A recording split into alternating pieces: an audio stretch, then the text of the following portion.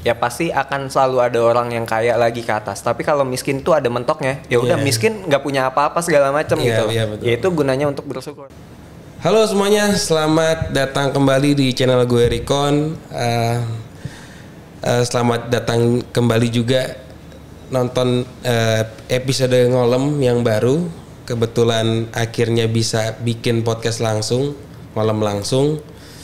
Dan kali ini gue kedatangan tamu yang juga teman lama gue main RF. Ada Jojo. Halo. Apa kabar Jo? Halo Bang Richcon. Panggilannya pelopor panggil Babe siapa ya? Nggak ngerti. Kayaknya gue deh. Serius ya. Tapi semua orang sekarang manggilnya Babe. Sampai petani kek siapa kek yang orang di game manggil gue nggak ngerti sih siapa yang mulai. Lu ya mulai yang pertama ya. Gue manggil Babe kan. Sampai sekarang gue panggil Babe bingung gue. Apa kabar Jo? Alhamdulillah kabar baik Be.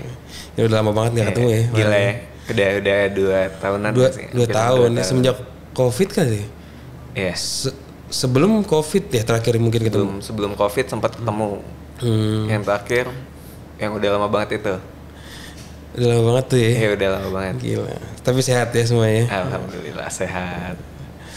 Oke, jadi kita mulai pembahasan dari RF pastinya dong. Pasti. Karena yang mempertemukan kita dunia RF gitu ya. RF.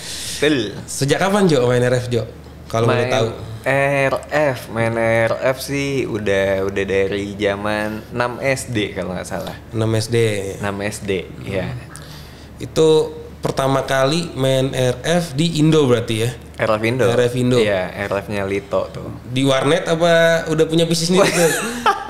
Zaman dulu kayaknya belum ada orang yang punya PC nggak sih, nggak tahu, atau laptop juga buat pakai game. Kayaknya mengenal game orang-orang dulu tuh dari warnet deh. Pasti. Gue pun pertama kali main RF di warnet.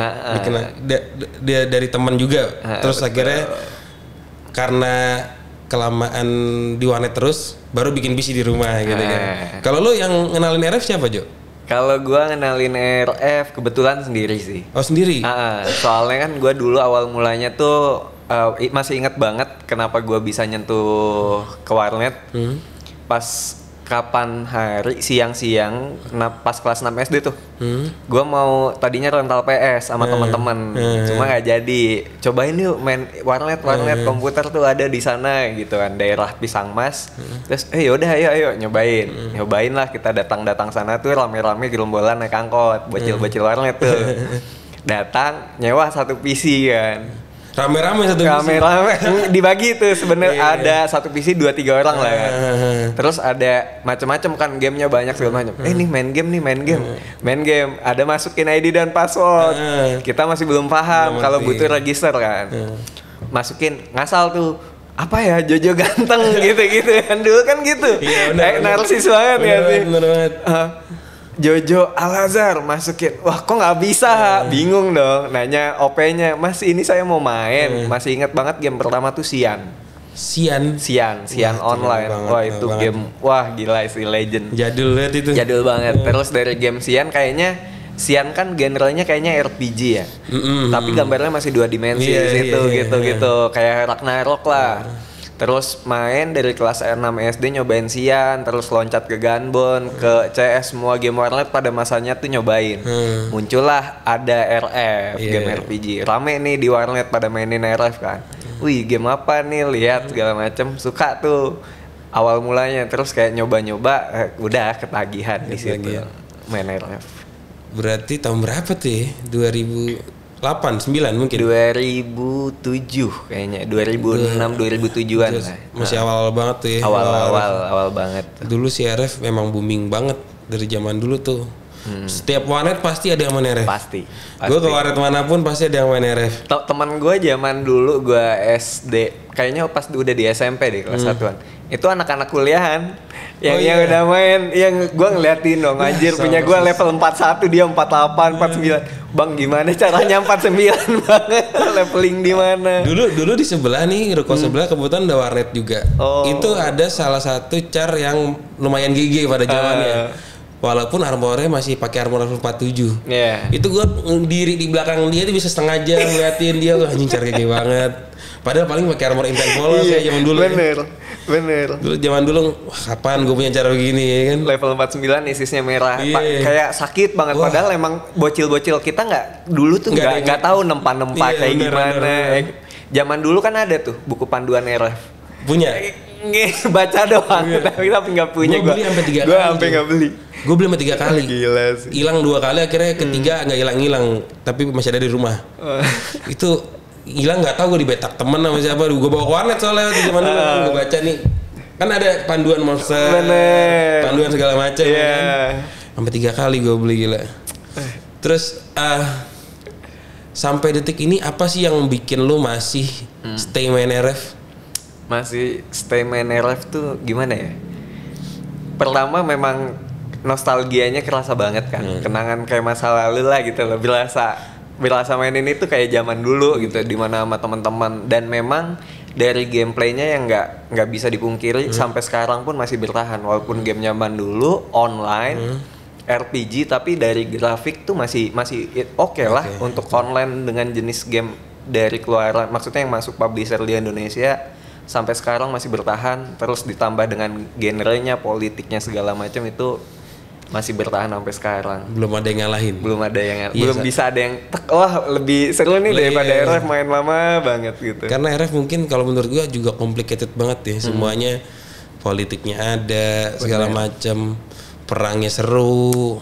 Belum nemu sih ya game yang belum nemu yang apa namanya yang satu genre RF gitu. Betul. Ada game RPG mau muncul kayak RF nggak nih ya gitu. Pasti ngebandinginnya kayak RF. Dulu tuh sempat main Run Online. Itu ada kayak kalau RF kan ada, gue tertariknya dengan game yang lain. Kalau bandinginnya tuh ada senjatanya, ada auranya nggak ya, armornya kelap-kelip warna-warni segala macem gitu kan. Ini bagus nih kalau ditempa, ibarat lo punya next levelan yang berbeda dengan orang lain kan. Nah gue main Run tuh, cuma nggak tahan lama, tetap aja balik lagi ke RF lagi. Bener, gue juga dulu sempat tuh 2000 berapa PB. Main PB akhirnya, wah RF mungkin nyobain ada game baru deh, main PB. Paling cuman seminggu balik lagi tetap ke RF lagi. Mau ada apa waktu itu Idle Street, segala macam gitu kan. Aduh, tapi tetap balik-balik ke RF lagi. Pelariannya tetap sih bakal di RF sih. Kayak game lain tuh ya udah sementara pelarian iseng-iseng aja, iseng doang gitu loh. Nah terus zaman dulu udah beli voucher belum? Zaman dulu, wah kalau dibilang beli voucher sih kayaknya udah ngumpulin. Udah ngumpulin. Dulu tuh dari uang jajan lumayan lah ya. SD itu ya dari 20 ribuan kan SD. Iya. Nah, itu udah ngumpulin nih seminggu beliin voucher yang 175. Gua untungnya disupport buat ke warnet. Jadi tiap Sabtu Minggu gua dari Serang dari Pandeglang ke Serang nih, jaraknya kayak ya hampir 20 menitan, 15 menitan. Itu buat di drop pagi, datang ke warnet jam 7 jam 8. Jam sore ini jam 4 balik lagi baru ke rumah. Dibolehin ya udah diantar. Bisa gitu. Kalau dulu gua malah ngapain sih di warnet terus main warnet cukup sejam 2 jam gitu kan. Kok bisa, Jo? Gak tahu ya kenapa bisa ya, untungnya di support gitu, didukung. Jadi kayak kamu mau kemana, ke warnet, ya udah jelas bakal share yang di sana gitu. Mungkin jadinya kayak ngelihat orang tua dulu kali nggak, ya udah anak saya aman deh main di satu situ aja gitu loh, di tempat situ. Dan ya udah ngumpulin voucher tuh, dulu voucher dikumpulin banyak banget. Gue udah kayak buset. Gue juga dulu sempat gue nyimpen banyak juga, cuman nggak tahu sekarang mana. Wah banyak banget, kalau dihitung-hitung gua pusing juga kepala ya kan. Itu kayaknya kayak udah kartu tebel banget tuh kalau udah di meja segini-segini dikaretin pasti. Yang 175 tuh yang kuning, yang gold, yang kuning, yang hitam, yang pokoknya ada yang gocengan, 65, yang merah 65. Wah gila itu dikoleksi sih. Dipisah-pisahin tuh. Dulu gua kalau misalnya beli voucher, karena di daerah sini warnetnya tuh paling mentok jual voucher 65 Jo. Nah gue tuh pengen waktu itu pengen banget pertama kali beli yang 175 ya kan. Gue sampai ke Blok M.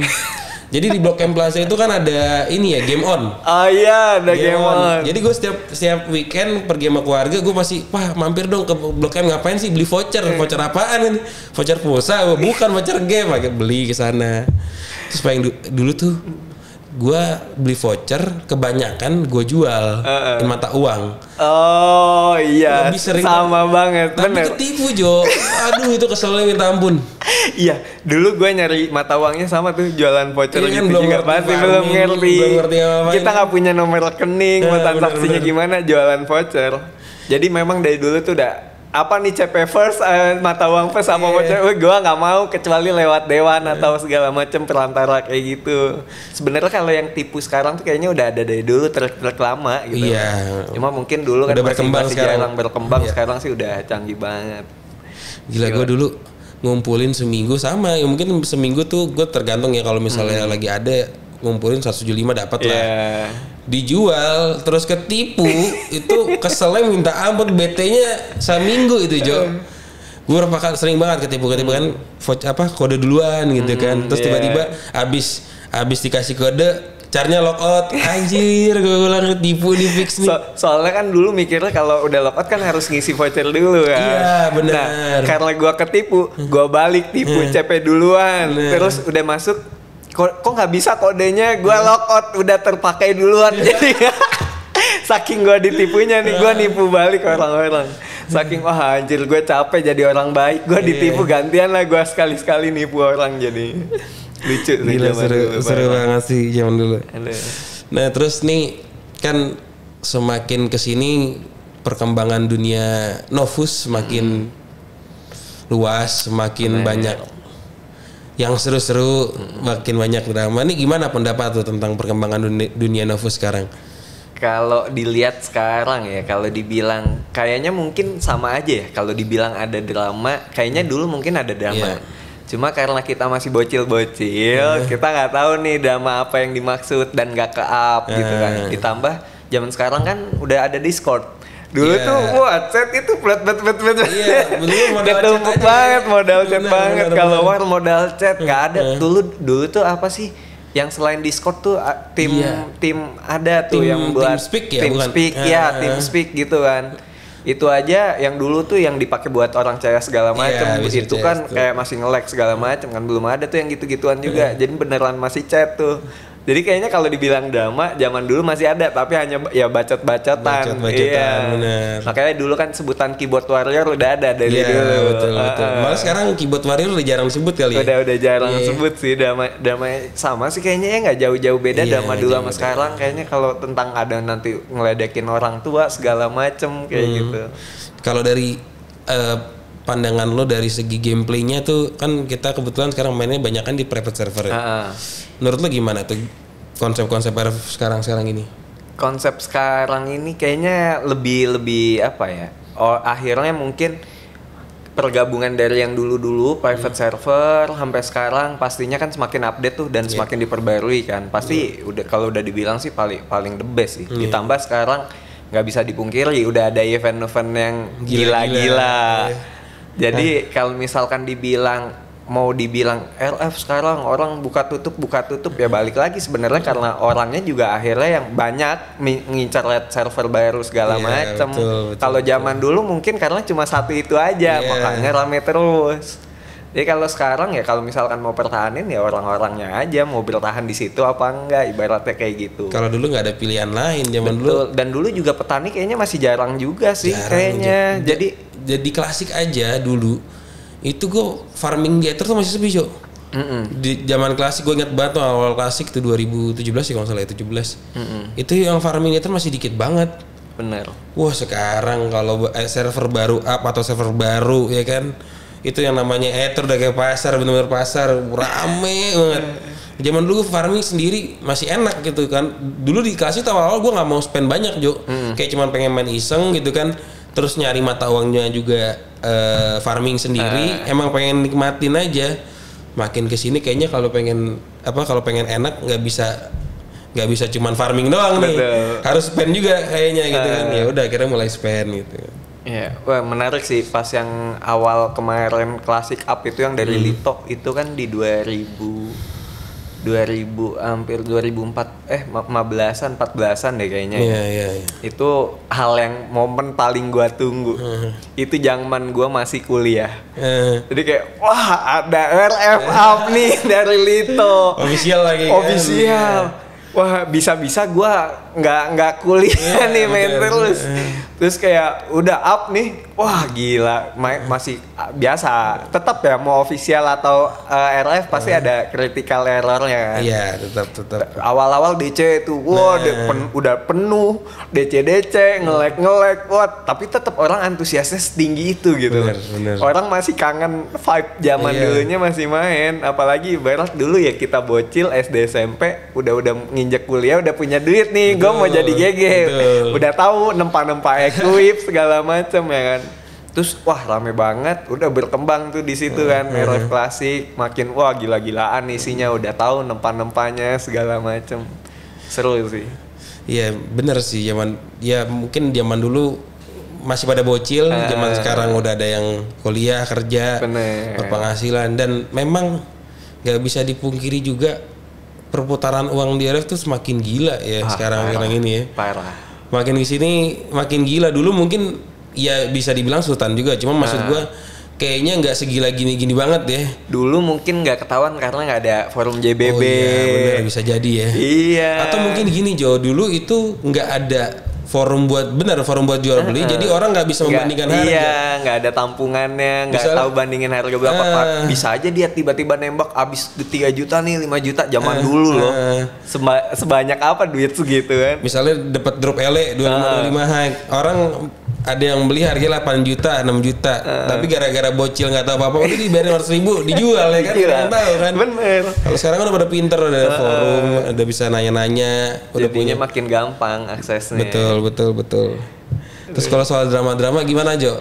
Masih ngikutin nggak drama-drama RF? Kalau drama masih ya, kalau dibilang ngikutin banget enggak ya. Tapi kayak pasti kedengeran nggak sih sebagai kita pasti, player pasti ada apa sih omongan yang main tentang itu aja, tapi kayak lebih ya udahlah gitu loh, udah kayak dari dulu nih udah drama gitu kan, nggak ya capek lah gitu, udah pasti ya udah nggak jauh-jauh dari mana dunia RF kan siklusnya, ya udah itu aja ibarat ya dramanya. Yang penting masih nikmatin main RF-nya nikmatin gitu. RF-nya. Terus ini pertanyaan mungkin udah pernah ditanyain sama teman kita yang lain ya. Cuman gue mau dengar lagi nih. Kira-kira Jo, lu pernah ngitung nggak berapa pengeluaran lu main RF dari awal sampai detik ini nih, sampai hari ini?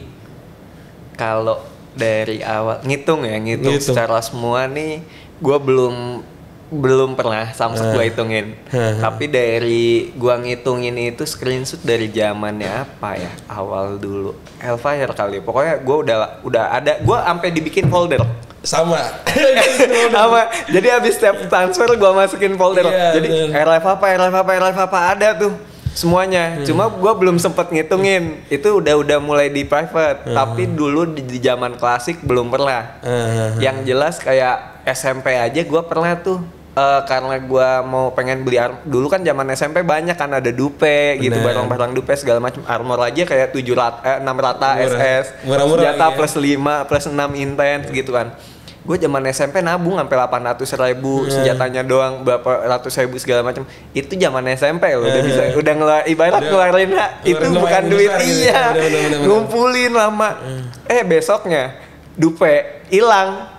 Kan dulu zaman Lito ada pembersihan yang mana item dupe kita nggak tahu beli item dupe yang mana, itu hilang dan kayak gila loh, ngumpulinnya lama banget gitu ya, anjir kemana ini dihack apa gimana, kan nggak ada yang tahu, nggak ada yang jelasin juga, nggak ada yang jelasin, nggak ada pengumuman apa gitu. Wah parah.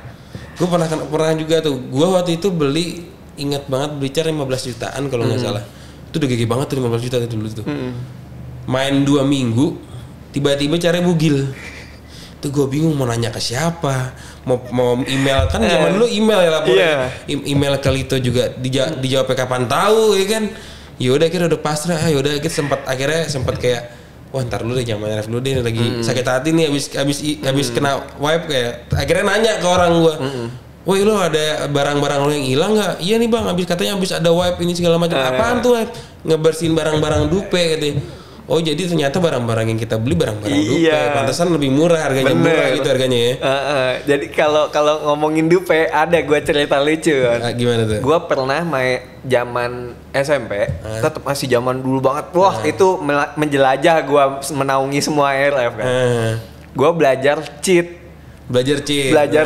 HP masih zaman Nokia. RF private kan kayak senjatanya Rarely gitu-gitu kan. Gue belajar Dupe tuh. Gue dupein banyak, gue jualin Inpulsa. Gue nggak punya rekening. Gue jualin Inpulsa. Anak SMP mana yang pulsa HP Nokianya 1 jutaan? Gue bagi-bagi ke teman. Ayo siapa yang mau pulsa? Gue kasih ceban, goceng gitu. Zaman dulu itu segitu gede banget Jo. Wah parah. Sampai pulsa segitu. Jadi mungkin karena gue sakit hati kali ya, gue belajar nipu orang. Jadi buat orang-orang nih yang udah pernah ketipu dulu mungkin. Gue minta maaf siapa tahu jual beli nih, gue thread ya kan, gue lockout duluan. Gitu. Jadi berdasarkan pengalaman, jadinya sakit hati gue ngebohongin orang, terus ngedupe, belajar nge-cheat gitu. Belajar nge-cheat aja sempet dulu kan, itu tuh wah sering-seringnya rajin aja tuh band. Iya betul. Sempet maintain panjang, abis ganti Fireguard gitu-gitu lah. Terus gue nungguin, wah itu gue yang berhasil nembusin cheat pertama. Cheat apa nih? Cheat engine, fly, ASPD semua kan sempet nggak tembus tuh segala macam. Gue cari-cari segala macamnya di internet gitu kan. Terus gue masih di warnet tuh. Jadi gue punya anak-anak bocil warnet yang memang gue didik gitu ya, teman-temannya. Terus gue cobain tembus, gue bagi-bagi, tembus cheatnya tembus. Wah gue pakein, gue sharing semuanya. Jadi kayak wah itu lucu banget sih. Itu memang beberapa kali kalau nggak salah dulu ya sempat kayak update update guard besar-besaran. Betul. Cuman tetap aja akhirnya tembus lagi. Tembus lagi. Ya sampai kalau dibilang tembus sampai sekarang juga masih tembus sih. Iya. Kalau ngomongin tadi kan soal ngomongin uang paling banyak berapa, kan itu kayaknya wah gue juga nggak kehitung ya, udah pasti kayaknya banyak banget. Tapi hal yang tergila yang pernah gue mainin itu soal waktu main RF zaman SMP. Libur SMP itu kan hampir sebulan ya, 3 mingguan gitu. Iya kurang lebih 3 mingguan. Itu gue full jadi, gue punya julukan dulu zombie. Gara-gara nggak tidur apa gimana? Gue hampir 1 bulan itu gue main RF full. Gue udah punya PC di kamar. Jadi kerjaan gue misalkan jam 10 nih start jam 10. Gue main RF full sampai jam 4 subuh. Sholat, makan, tidur, bangun jam 10, bangun main RF lagi, keluar makan doang. War segala macam itu masih ada zaman cheat apa segala macam gitu kan. Main lagi tidur sampai jam 4. Siklus gue selama liburan full gue isi kayak gitu. Itu gue pernah ngalamin. Gue pernah sampai nggak tidur 2 hari. Itu pas lagi cap 55. Cap 55 bener. Yang bener-bener makan waktu hunting banget tuh, seret banget kan. Parah. Gue inget banget tuh kalau nggak salah tidur 2 hari, nggak tidur 2 hari atau 3 hari gitu. Wah gila gue bilang. Kerjaannya di rumah nggak keluar nggak kemana-mana. Orang tua seneng sih, cuman lama-lama lihat anaknya di rumah mulu. Ini mainan apaan sih? Nggak keluar depan komputer terus kan. Biasa zaman dulu kan orang tua zaman dulu kan anak depan komputer kelamaan juga dimarahin kan. Wah dimarahin nih anjir gue bilang nih. Cuman emang seru banget sih zaman dulu tuh kayak vibe-nya beda ya. Beda emang. Masih ya RF Indo tuh dulu menurut gua masih enak sampai cap 55 awal tuh. Yang belum ada cheat, belum ada apa-apa. Yang pakai armor intense polos 55 aja tuh udah gigi banget. IDFL doang. Wah, IDFL dulu gila. Dulu gue sempat pegang ini juga, gue nempas sendiri Black Lens polos. Plus 5. Gue bangga banget tuh kalau live kok gue pakai mulu ada petir-petirnya kan. Bener. Itu bener. Pakai gituan aja orang udah ngeliatin. Udah parah. Apalagi kita bawa ke warnet ya kan. Pada ngeliatin. Pilihnya bangku yang paling depan nih biar kelihatan. Ada yang kosong doang, ntar dulu sini aja nih ini. Niatnya pengen pamer ya. Bener banget. Parah gitu. Terus ngomong-ngomong kan pastinya udah banyak banget ya tadi bicara uang yang udah keluar buat RF. Nyesel nggak sih? Atau menurut lu worth it nggak sih lu keluarin uang tuh buat di RF? Kalau dibilang nyesel ya, kayaknya nggak nyesel ya. Balik lagi nggak sih kayak kita main game ini hobinya kita gitu loh. Memang hobinya gamer. Jadi kalau misalkan ada orang misalkan hobi di mobil, hobi di olahraga segala macem, dia kan spend uang. Walaupun dia jual lagi beli mobil nggak mungkin untung atau kecuali memang dia kolektor mobil lama lah. Ini kan buat dipakai, pasti bakal drop kan. Sama aja kayak kalau kita ngomongin hobi ngegame, terus apalagi kayak main RF, terus spend banyak. Ya kita udah kalau apalagi zaman sekarang nih ya tahu harus resikonya seperti apa kayak gitu. Jadi ya kan kalau mau spend jadi ngeliat nih ini bakal tahan apa. Kita kan udah nanti orang-orang yang lama nih pasti bakal bisa prediksi kan. Wah RF ini masih oke, spend nih bisa tahan lama dan kayak ya orang yang spend itu pasti bakal ngerasa worth it gitu loh. Dapat funnya, dapat serunya segala macam. Jadi kayak kalau dibilang untuk sesalin kayaknya enggak sih ya sama aja kita ngebeli fun ibaratnya kayak gitu. Soalnya kan gue sempat banyak baca ya kayak orang tuh permasalahin sekarang server banyak yang tutup cepat, private server ya. Bener.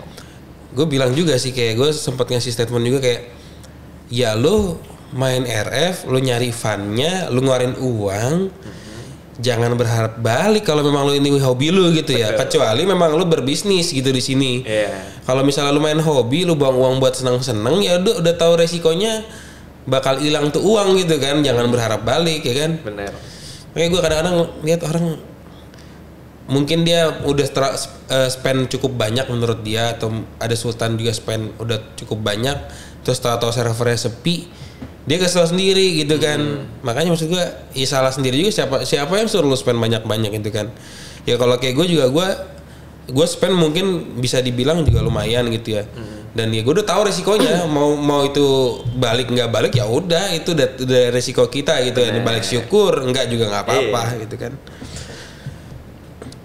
Terus ya mungkin RF cukup lah gitu ya, kita agak nostalgia sedikit tadi sama bahas RF sekarang.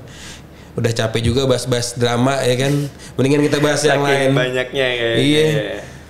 Agak deketan. Oke.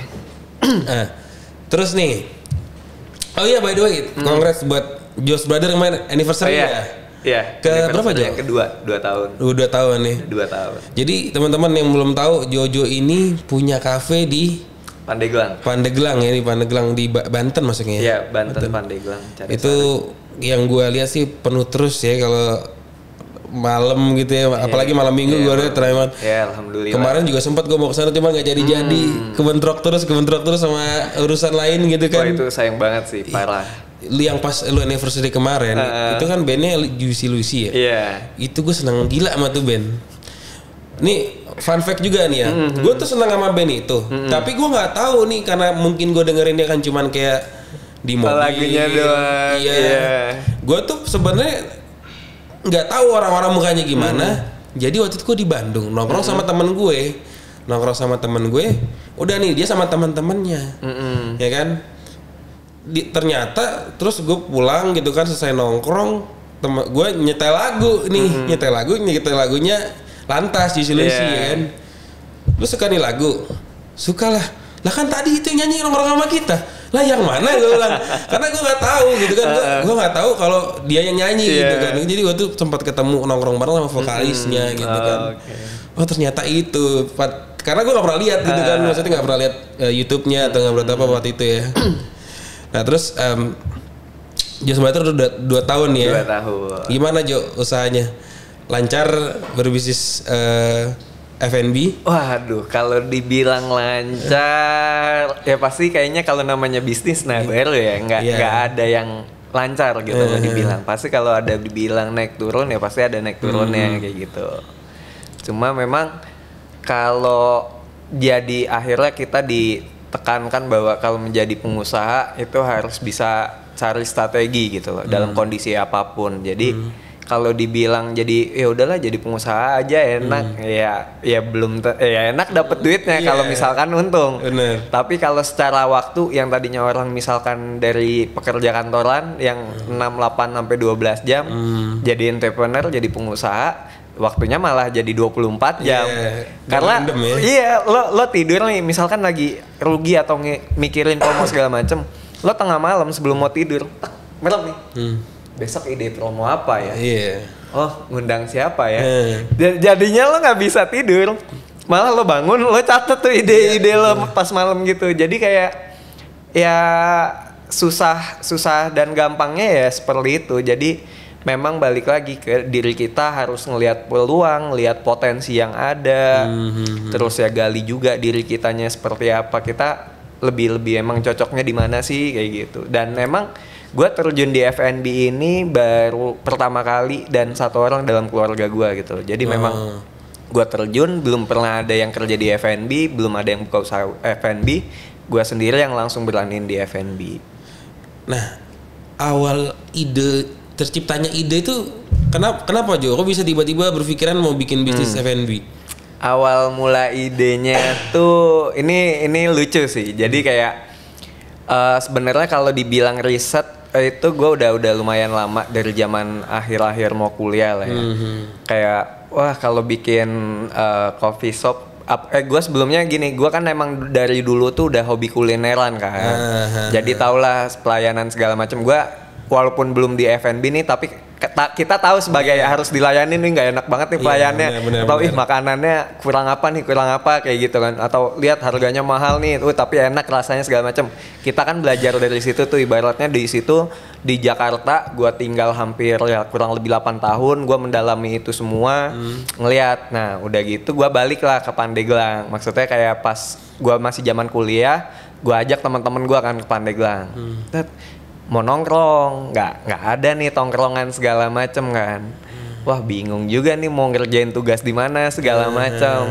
Kepikiran lah di situ karena nggak ada tempat tongkrongan. Akhirnya gue bikin tempat tongkrongan gue sendiri. Jadi kayak ya dari konsepannya pun ya sebenarnya dari konsepan dan lain-lain itu kayak udah hampir setahunan lah. Tadinya tuh sebelum buka Just Brother ini gue mau diajakin sama temen gue nih mau buka coffee shop. Karena dulu tuh sempat ada sekarang pun coffee shop yang di Pandeglang, pionirnya lah yang pertama kali kan. Terus kayak yang kebetulan itu teman gue juga yang punya. Jadi dia ada 4 orang gitu kan ownernya segala macam. Satu orang kayak owner yang teman gue ini ngejelasin kayak oh iya enak gini-gini. Untung gue tanya-tanya lah untungnya berapa gini-gini. Lumayan juga ya bisa dapat segitu kata gue kan. Padahal nggak gede-gede banget gitu kan. Oh enak ya kayak buka usaha, terus tempat nongkrong juga enak kalau buka. Jadi kalau mau nongkrong di mana-mana, maksudnya kalau ngajak ada teman segala macam mau nongkrong ke situ gitu loh pada akhirnya. Oh enak nih flow-nya pelan, santai segala macam kayak coffee shop ala kadarnya lah gitu kan. Oke, terus kayak ketemulah gue partner yang memang kayak dari sahabat gue juga dari zaman SMA, dikenalin sama temennya, ayo mau bikin coffee shop gini-gini. Wow udah ketemu nih, ketemuan di coffee shop Jakarta, punyanya ada temen dari temen gue kan. Iya ditawarin menunya gini-gini nih. Oh kita riset lah apa aja lo barang yang punya segala macam. Udah sharing nih, udah lumayan banyak. Iya nanti barang dari gua. Oh gitu ya gini-gini. Gua belum ada basic bisnis dong. Kayak ya udah gini-gini. Oh ya udah terus. Tapi pas mau lagi ngomongin ini persentase nih, padahal keluar kan gue semua yang modalin segala macam.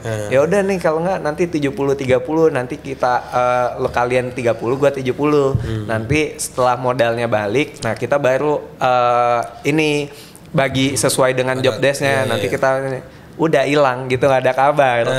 Nah nggak jelas udah gitu udah ada ya udah ngomong lama-lama ngapain kan. Akhirnya ya udah gue kepikir selang beberapa bulan dari situ udahlah, akhirnya ya udahlah gue bikin sendiri. Gue bilang mau bikin coffee shop tadinya gini-gini, kenapa nggak sekalian digabung aja sama resto, mama seneng kalau ada restonya gini-gini. Oh ya udah terus gue gambar konsepannya segala macam, gue semua tuh yang konsepin segala macam. Nih kayak gini. Ya udah pembangunannya lumayan cepet, itu sekitar 3 bulan udah jadi semua. Dari tanah kosong sampai Just Brother sampai adanya kayak gitu. Luas berapa tuh Jo? Hampir 1.200-an gede dong. kurang lebih. Iya. 3 bulan cepet dong, langsung cepet 3 bulan, iya memang jadinya running kejar target. Berarti lu cuan gede juga ya. Itu kan gue liat di story Instagram lo, di Instagram Just Brother rame terus kan. Betul ya, alhamdulillah ya. Terus udah nih kayak harapan jadi mungkin gini ya, harapan gue tuh kayak coffee shop temen gue nih, flow-nya santai gitu kan, namanya tapi santai kan. Udah jabret buka nih grand opening, udah dibuka. Penuh ngantri, semua penuh bangkunya segala macam. gue nggak tahu ya, gue seneng antara seneng dan sedih gitu. Orang ngantri doang sampai 2 jam, nunggu lagi sampai 1 jam, kayak anjir ini di luar ekspektasi kayak. Ya mau alhamdulillah, tapi kayak gue ngerasa sebagai owner nggak bisa ngatur nih, wah flow-nya masih berantakan segala macem lah, masih apalagi semua freestyle kan, kayak untungnya gue barista gue memang ada yang sudah ahlinya, kokinya juga memang koki beneran dari Jakarta segala macem, cuma yang waitersnya dulu kan masih orang-orang baru lah dari orang warga sana kan, jadi kayak belum tahu tuh surfing segala macemnya, kayak wah pusing gue, oh itu sebulan 2 bulan sampai 3 bulan lah di dunia F&B nih gue berkutat dengan bagaimana flow-nya biar lancar segala macam. Gue pelajarin, ya udah di situ jalan ganti alhamdulillah sampai sekarang udah bisa running dan lancar sih. Tapi emang butuh pengalaman sih balik lagi. Betul, balik lagi sih. Kalau nggak ada itu nggak dicoba nggak bakal tahu. Nggak bakal tahu bener. Dan akhirnya gue bisa nemuin gini, kalau buat kalian nih yang mau bisnis ya. Kalian bisa bisnis grow sendirian, tapi kalian itu kalau nggak ada pengalaman, kalian butuh proses dari 0 sampai dengan 100%-nya misalkan nih, kalian bisa butuh waktu 5 sampai 8 tahun itu sendirian. Tapi ketika kalian memiliki tim yang proper, kalian bisa memangkas itu semua, apalagi yang sudah pengalaman, memangkas itu semua bisa dipadetin jadi 2 sampai dengan 3 tahun kayak gitu. Ditambah entah kalian dengan berpartneran dengan memang orang yang sudah ahli, atau di satu sisi juga memang kalian juga pasti ada butuh modal. Kalau modalnya nggak cukup, kalian itu tadi bisa sistem sharing dengan yang lain. Akhirnya betul, kalian bisa mengemas semua itu menjadi satu dan lebih padat, jadinya grow kalian juga lebih cepat kayak gitu. Kalian nggak ada tuh kalau pengalaman orang tua dulu ya berkembang 10 tahun, saya bisa gini baru kelihatan 10 tahun. Ya sekarang kalau bisa dipersingkat 2-3 tahun, kenapa enggak, ibaratnya kayak gitu. Iya, lebih cepat, lebih enak juga gitu. Terus kemarin kan ya sampai sekarang kita masih pandemi, Jo. Itu kemarin gimana, Jo? Kondisi usaha lo? Kalau dibilang pandemi ya pasti semuanya nggak di F&B aja, semua pasti turun lah ya.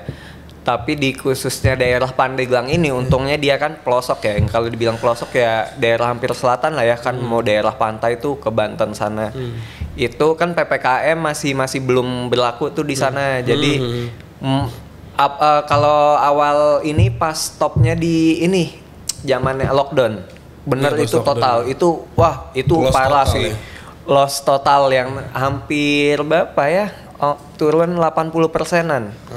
Parah drop. Cuma di situ ya putar otak kan. Oh banyak tuh yang ngidein yang ada kopi 1 liter, yang sistem take away sendiri dianterin dari staff kitanya kayak gitu-gitu. Kita belajar dari orang-orang, lihat segala macam, kita ikutin, masih bisa running. Dan alhamdulillah dari awal pandemi sampai sekarang, kalau dibilang naik turun ya, tapi tetap kita masih bisa survive. Dan kalau dibilang kita ada pecat karyawan segala macem, nggak ada alhamdulillahnya. Tapi ya kalau pengurangan jadwal kerja, shiftnya ditukar-tukar segala macem, itu udah pasti ibarat kan strateginya lah seperti apa kayak gitu. Jadi ya kalau dibilang naik turun pasti ada naik turunnya. Kalau tapi dibilang sampai minus banget sih enggak kayaknya ya, masih ada ya, walaupun kadang untung tipis segala macam. Tapi kayak ya balik lagi di sini gue niatinnya kayak ya udah nggak apa-apa, yang penting mereka dulu deh gini loh, karyawan soalnya kan pada punya keluarga segala macam. Toh di sini ibaratnya kalau di sini gue dapat untung ya udah alhamdulillah, kayak kalau sisanya nanti kalau misalkan kurang lebihnya ya masih kan ada yang lain juga kayak gitu, masih bisa di cover. Memang semua ini sih ya, semua jenis usaha pasti berdampak banget ya. Pasti parah sih soalnya pandemi kemarin. Contohnya kayak perusahaan bokap gue juga, dia bergeraknya kayak di bidang, bukan bidang makanan atau kebutuhan pokok, juga tetap berdampak banget ya semuanya. Nah terus dengar-dengar tadi sempat ngobrol sedikit mau bikin tempat baru tuh. Waduh. Udah bisa dibocorin belum? Udah nggak apa-apa, boleh. Gimana tuh? Mau bikin apa lagi, Jo? Ini alhamdulillahnya nanti ya perkiraan Januari lah ya, Januari pertengahan atau di akhir. Rencana mau bikin beach club. Widih. Ya. Beach club di daerah mana tuh?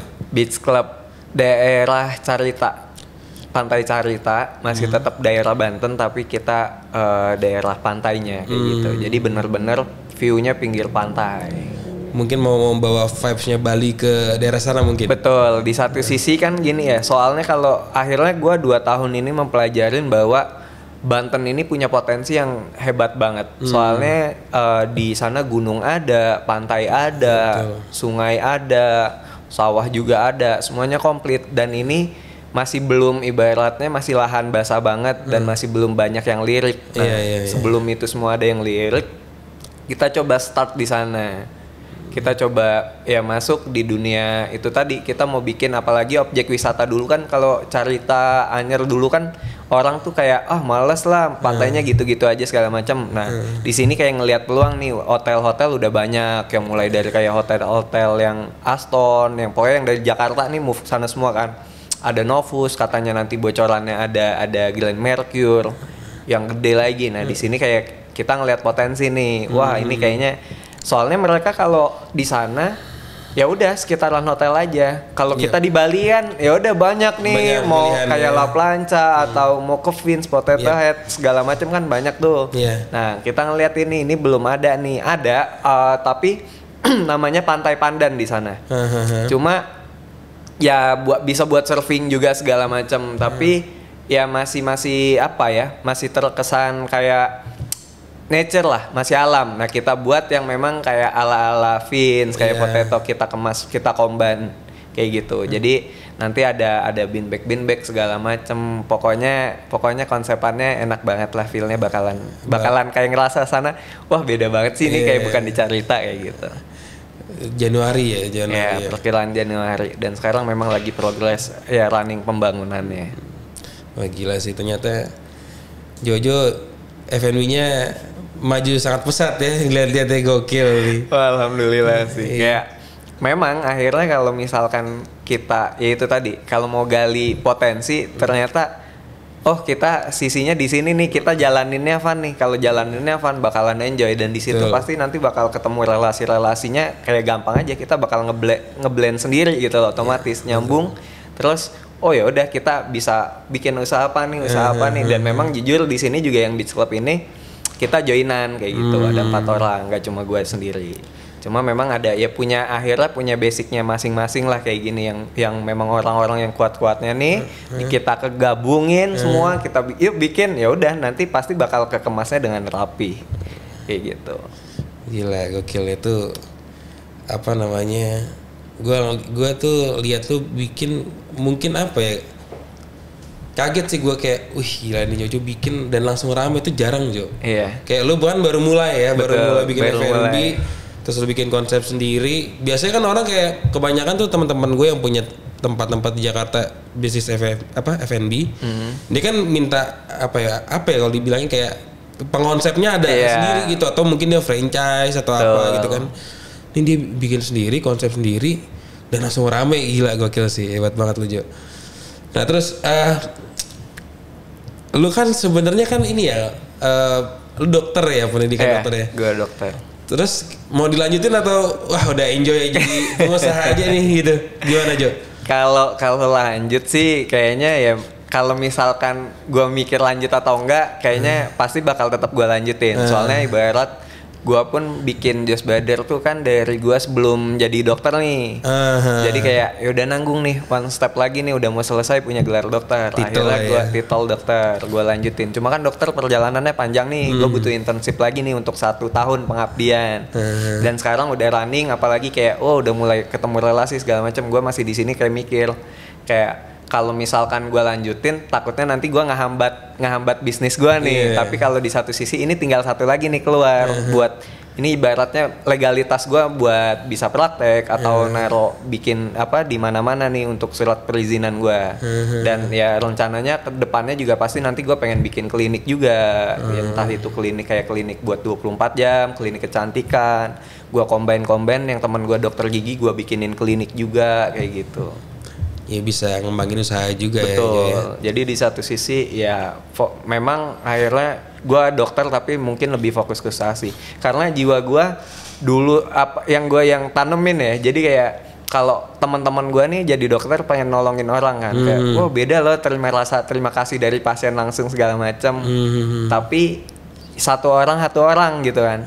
Kalau gue misalkan dokter digabung sama usaha, gue bantu rekrut temen gue nih 10 orang nih yang dokter-dokter, gue pengobatan gratis semua, 10 semuanya makasih ke mereka dan yang lainnya juga makasihnya ke gue.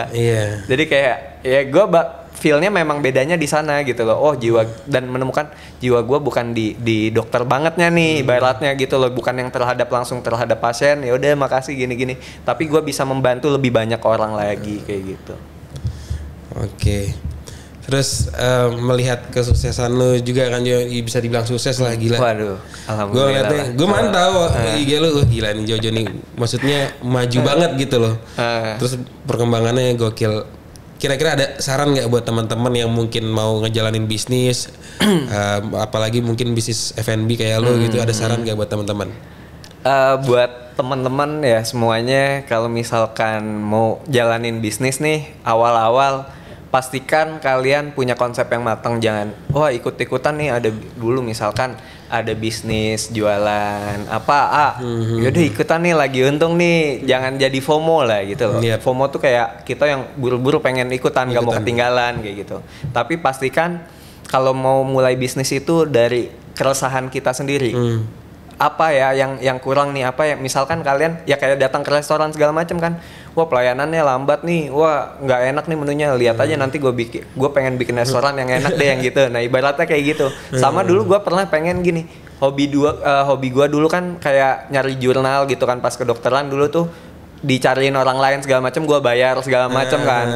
Terus gue pas suatu saat itu gue susah nih nyari orang yang buat gue bayar nih, bikin PPT apa segala macam.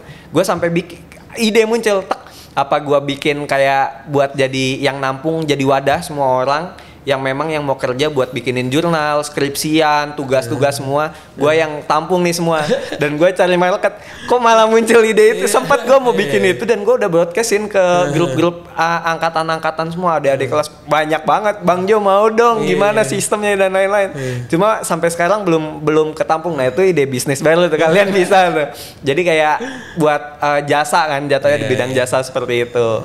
Dan ya itu muncul dari keresahan kita, apa yang memang di lingkungan kalian nggak ada, yang kalian dalemin sendiri, bisa dari situ baru kita konsepin matang, lihat radius berapa, ada bisnis apa, ada yang kita mau bikin nih misalkan F&B, terus bikin di radius 500 meter dari situ kita kelilingin semua. Jangan mau kita punya orang nggak mau gua ngelarisin dia segala macam.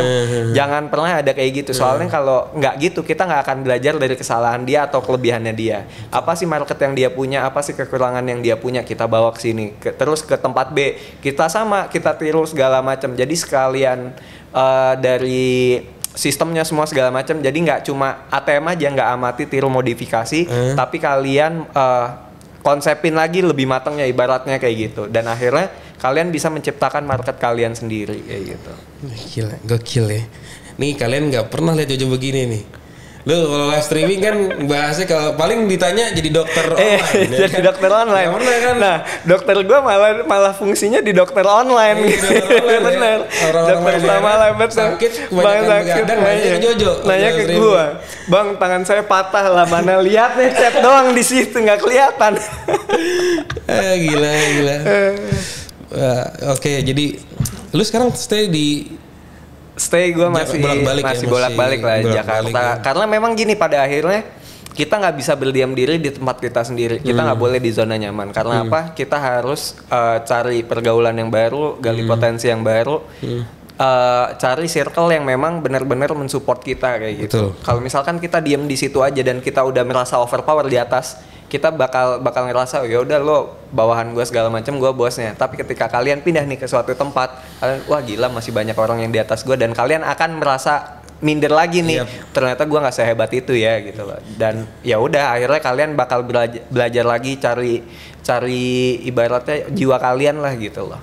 Lebih ini ya, ngelihat orang yang semakin di atas kita semakin memicu semangat kita juga untuk lebih kerja keras gitu ya, harus lebih berusaha lebih keras. Soalnya kalau dibilang ya pasti akan selalu ada orang yang kaya lagi ke atas. Tapi kalau miskin tuh ada mentoknya. Ya udah miskin nggak punya apa-apa segala macam gitu.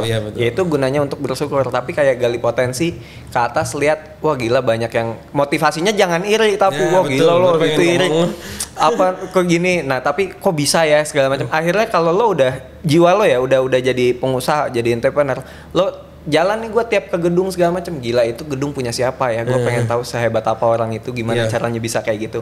Wah F&B-nya siapa ya, ini hebat banget nih orang. Jadi kayak malah pengen tahu kayak gitu. Jadi kayak untuk belajar terus, ya. Betul banget.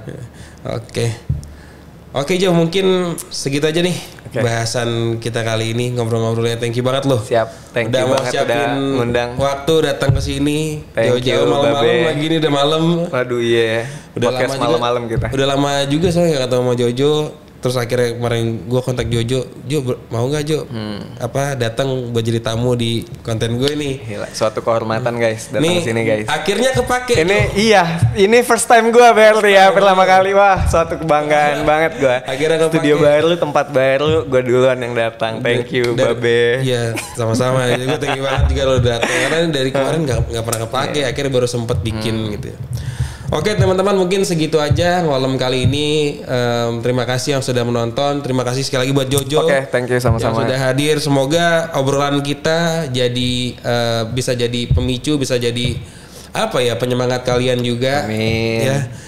Jadi sekian dulu teman-teman ngolem kali ini. Sampai bertemu lagi di ngolem-ngolem selanjutnya. Bye-bye. Bye.